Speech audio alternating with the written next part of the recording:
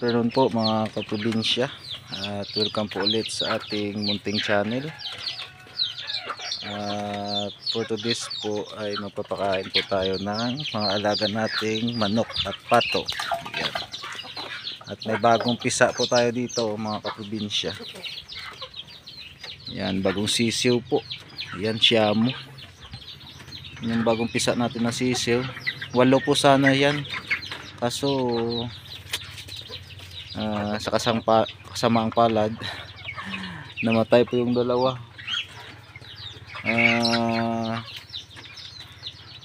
Nalumos sa tubig. Yan, bali 6 na yung natira. Yan, kaya kinulong ko dito. Tapos yung una natin na siyamo, ito 3 na lang yung natira. Yan, bininta natin yung iba.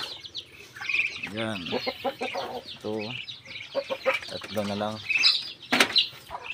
Yan, 3 na lang sila.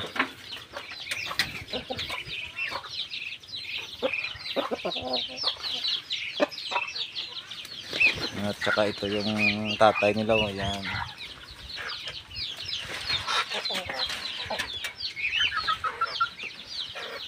yung tatay nila. Wow. Tanggal pala yung tali nyo, kaya umabot siya dito. Yung siya mo. Tanggal pala yung tali niya. Yung pinapakain po natin is kanin po na hinaluan lang po natin ng darak ng palay. Yan. Kawala pala yung yung lalaki. Yan.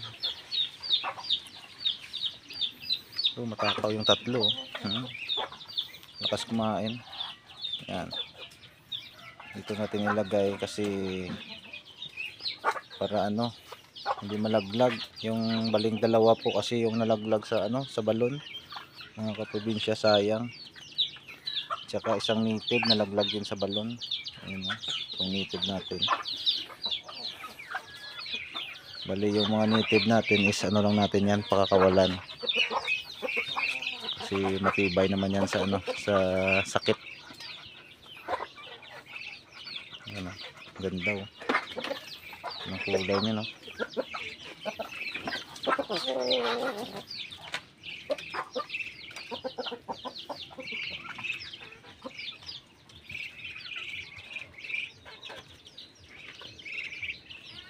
Din siya, no. Ayan, dumadami na sila. Ayan, no. Pag nagkatay tayo mga kaprobinsya, yung kakatayin natin is yung mga native lang. Dito hindi tayo magkakatay muna sa sa siyamo. Si to, may kamahalan. Maganda yung nito, presyo pag bininta mo. Pag ganitong sisiyo, pwede mo na ibenta ng 250. Ito ganito kalaki. 50 to 300. Kaya hindi muna tayo magbenta na magkatay dito. So native lang muna. Yan yan yung kakatayin natin pag lumaki-laki yung niya, yung sisiw niya, Yan, kasi hindi maganda mag-alaga ng ng sisiw. Bali hindi din maganda pag naglimlim. 3 lang yung napisa niya, tapos yan 1 na lang yung natira. Kaya pag lumaki-laki yan, kakatayin na natin ito.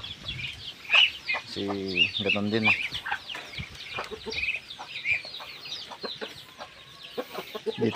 Dito tayo kukuha ng ng pang natin, pang inahin pag meron, at saka dyan sa siyamo. Diyan tayo kukuha. Sa tingin ko 1 lang yung dyan yung inahin. Yan, abot yan yung tatay nila.